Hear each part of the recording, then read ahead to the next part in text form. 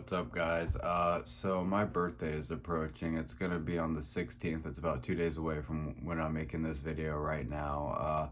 So that means I've been collecting for almost 2 years, about exactly 2 years. I remember I got a record player for my birthday in 2021. Well, I bought it myself, but I had a girlfriend at the time, and she was really into collecting, and I've always had like the urge to do it, but I'm like, oh, that's kind of a waste of money, or I'd probably get so addicted to that, which is exactly what happened. But overall, it's like changed my life for the better. It's done so much. At the Kava bar I work at, I throw these record nights where I bring my record player. Sometimes I'd bring my cassette player, and I'd have all these my friends and other people bring their records and stuff like that. It'd be all genres, but yeah, those are all fun nights. A lot of metal though, for sure. But yeah, so records, that's opened up a lot of opportunities for me. It's given me, passion, because I want to pursue that as a career. And just by being like so like passionately like obsessed with collecting, like it's really given me like the rundown on how you like run your own online record store, like doing wholesale from like labels and distros and stuff like that. Like I've learned a lot, because when I first started collecting, I literally knew nothing. Like the first record which I ever got, which I'll go over, I got it from Amazon. So that shows you I didn't know shit, because usually Amazon's a bit pricey compared to what you get on a label or a distro. But yeah, so I've learned a lot, where to get stuff, where to get it for the best price, and how to get it if you want to do it your own. Like it's really not that, it's not rocket science, it's it's not the most complicated thing. But yeah, so we're gonna go over 5 records I got when I first started collecting, and then 5 records I got like somewhat recently. But I'm not trying to give away too much of my recent records, because I want to make separate videos of those. But yeah, I'm definitely going to be making an album analysis and records of the week of all these vinyl too. I'll never just post a vinyl once, depending on the topic. So, don't worry about that. But so the first record we're going to go over is a Norwegian classic. I'm sure a lot of you know this record. Pretty much anyone who probably follows me or knows, about what I post will know this record. So we'll get to it.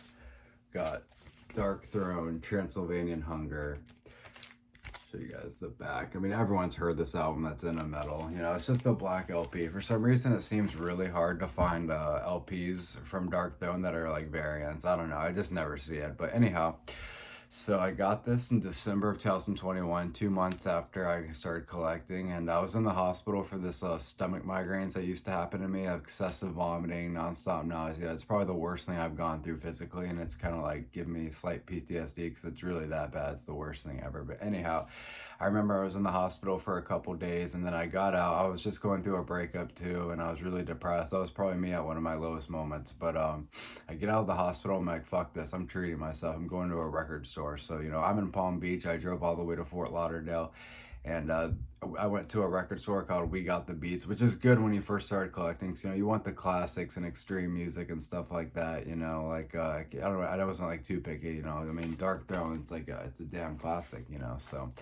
but yeah, I went over there. I think I got a Mayhem, the Mysterious Dom Satanas, I got that record, Death Crutch, I got, Transylvanian Hunger, and I also got a Blaze in the Northern Sky. Like, those are necessities for me, since I'm a black metal enthusiast, and I personally started on Norwegian black metal. So yep, Transylvanian Hunger. I would say, yeah, I got this like 2 months after I started collecting, so it's definitely one of the first records I got. Another record I got when I first started collecting, I got this, I think I got it around Christmas time, so a little after I got the Darkthrone records. It is an alternate album cover, and again, it's another Norwegian classic. So right, like about earlier that year, and before October, where my birthday is, I started collecting, and I was only briefly into black metal. Like, I was really, like, my first love for extreme music was old school death metal.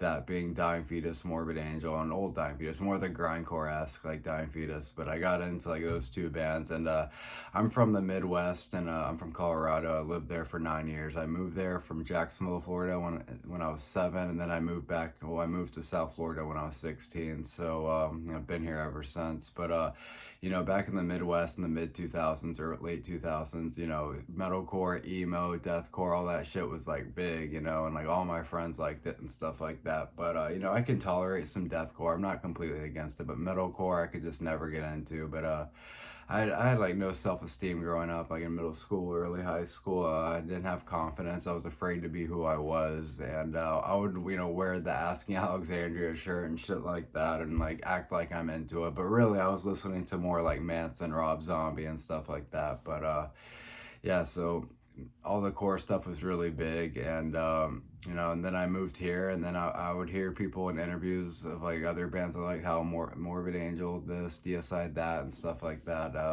So you know, I put on Altars of Madness, and then that's when I knew I liked extreme metal. But anyhow, fast forwarding, I got into black metal probably early 2021. So I've only been into black metal for a little under 3 years. I mean, got to start somewhere, but yeah, and I just went down the rabbit hole. So anyhow, Gorgoroth, Under the Sign of Hell, and like I said, it's an alternate cover. I'm not a big fan of it, but like I said, when I first started collecting, I didn't really know where to get shit, and plus I don't think there's a reissue out at the time. But I just love this record, so I just said I'm gonna get it. You know, it's only like 20 bucks on eBay, so yeah.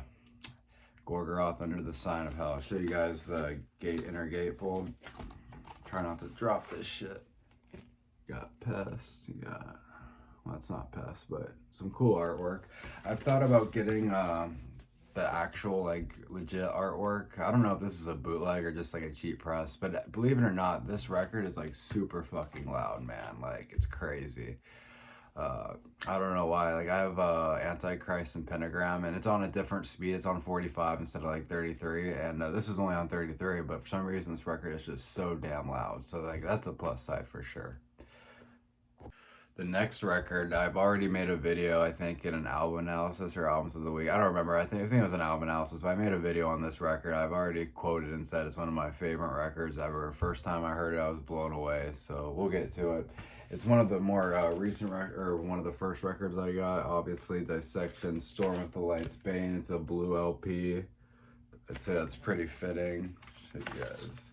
Of course, it's a bootleg. Like, there's no way, you know, I have the money right now to get some type of fucking first press or some shit. But yeah, I think I got this actually right after my birthday, because I was just so hooked on this record, man. I love Storm with the Lights Bane and Dissection. So yeah. It's definitely, I think I paid 50, 60 bucks, which is a little bit too pricey, but like I keep saying, like, I didn't know where to get shit and stuff like that. You know, I learned along the way. Like I said, like, once you start collecting more and stuff like that, you'll get like the feel for it, you know, like how things work and shit like that, which has been really beneficial for me overall. But yeah, Dissection, Storm with the Lights Bane, one of the first records I got. Turn that off. What's up, guys? So the next record, that's one of the first. We're on record 3 out of 5. I don't know if I already said this, but I'm gonna do 5 records I got right when I started collecting, and 5 records I've got somewhat recently. I'm pretty sure I said that. But the next one we're gonna go over is Blasphemy, Victory, Son of the Damned. I've actually not listened to this a whole amount. It's like live rehearsals and stuff like that. But I think it's cool to have. I don't see this like LP get enough love, like the demos or Gods of War, Fallen Angel of Doom. Obviously, I think it's cool to have. I got it from for a present from a friend, and yeah, I mean, I think at the time she said Fallen Angel of Doom was like way too pricey. There was probably not an issue at the time, and like if you go on eBay, it's like over $100. And she got me all types of shit. It was a good birthday for sure. But yeah, this is one of the records she got me. And yeah, I was pretty happy with this. I think that it's a 2 LP too. It's just badass. Like, this album covers might be some of my favorite like artwork that Blasphemy has done. It's overall just a badass album cover. And yeah, show you guys another one. Oh, so now we're on record 5. This is the first vinyl I've ever purchased in my life. Like, back when I grew up, I did collect music a little, but it was just CDs. I didn't collect like analog cassettes and vinyl, which I think analog's the best. Cassettes like triumphs over CDs any day. Like, analog's just way better. But yeah, so this is the first LP I ever got. Funny enough, I got it on Amazon for kind of a ripoff. I mean, I probably could have gotten it for like 25, but I got it for like 32, which that's what you get for not knowing your shit, you know? But yeah, it's Bathory, Bloodfire Death, the first Black Viking metal album ever, and Bathory's 4th full length. Such a classic. I was really feeling this record when I was just getting into black metal and started collecting. I'm like, I just want this record so bad. I was having like a fucking euphoria high while listening to it on digital media. So I'm like, this is the first record I'm getting. But yeah, Bathory, Blood, Fire, Death. And they actually have a bunch of picture discs on Hell's Headbanger of Blood, Fire, Death and some other Bathory albums. I was thinking about getting those, but yeah, it's basically the first 5, like not all the ones I got because I'm just a vinyl junkie, but yeah, those are 5 of some of the first LPs I've ever got.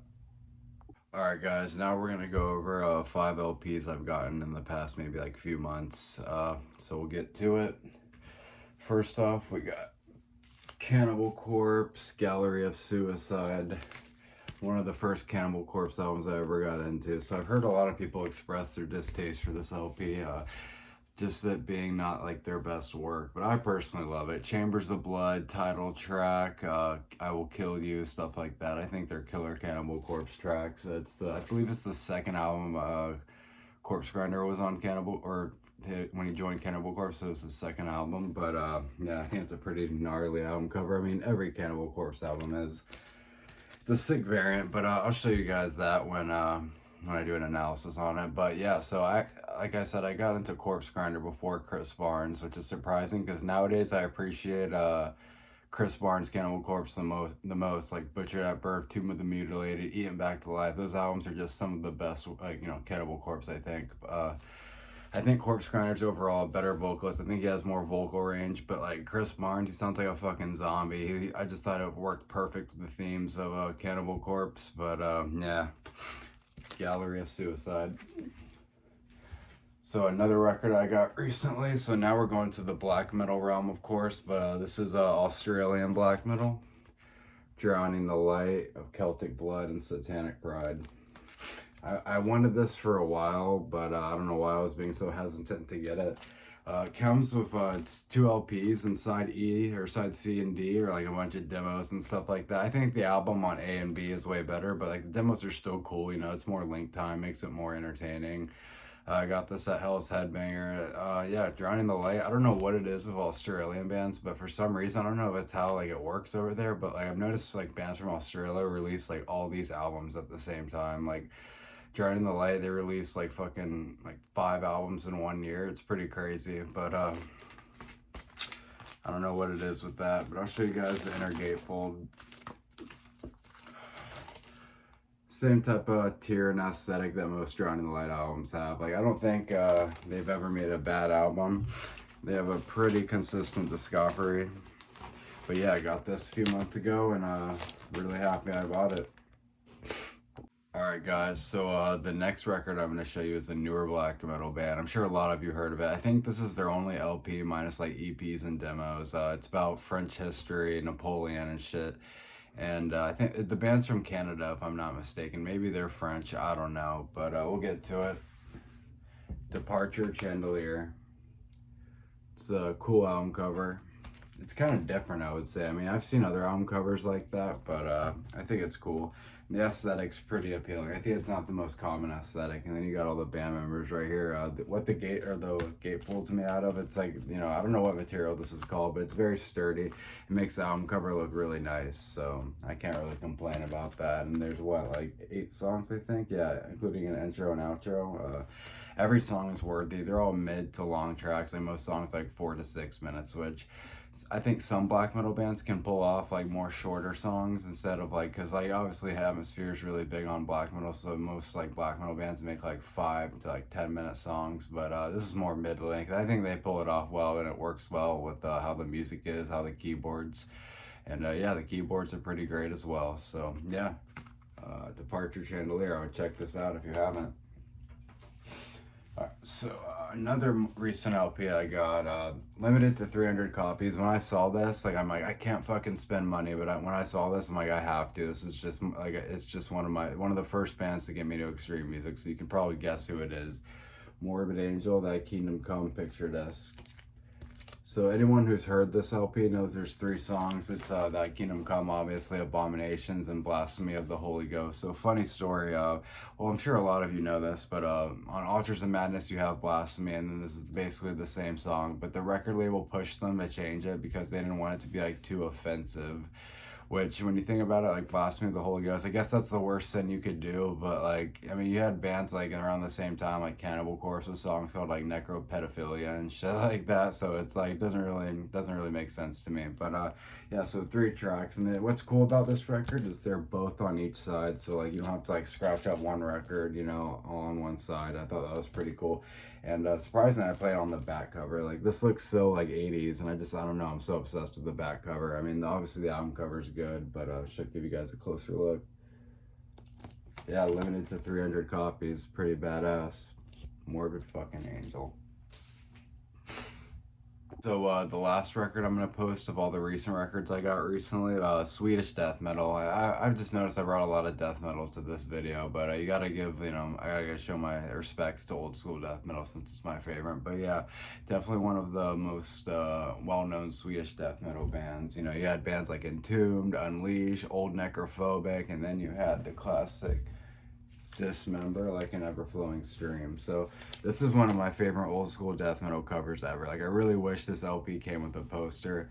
It's a blue, like tealish variant, which I think is cool. I think that was actually like the main variant, like the most the one they made the most copies of. I'm not even sure if they made black LPs, which I think is cool because, like I always say, black LPs are the least interesting to me because I feel like they get scratched easier, they pick up dust easier. Maybe you can just see it better, but I still think they just pick up dust. But yeah, really glad I got a variant. I actually, ironically, did get this from eBay, but it was like cheaper than like a lot of the distros I saw, so I thought that was cool. Yeah, album cover's badass. But yeah, so those are 5 LPs I got right when I started collecting, and 5 LPs I got, you know, in the past few months. So yeah, like I said, collecting's changed my life. It's done a lot for me, and I can't wait to, like, you know, put it in motion of how I want to like make it a career and shit. The reason I started making videos is to, you know, gain a community, make interactions with people, and, you know, build my own lane and shit. So really excited. Can't wait to see where this takes me. And yeah, this is gonna be on my YouTube, Decibels_666. It's gonna be on my TikTok, Antichrist Vomit Chalice, no underscores, and I'm gonna obviously post a preview, like always, on my Instagram. And like I said, this is kind of a video for my 2 years of collecting, and it's definitely going to be posted after my birthday, so, you know, disregard for my birthday. But yeah, I made the video 2 days before my birthday. But yeah, thank you guys.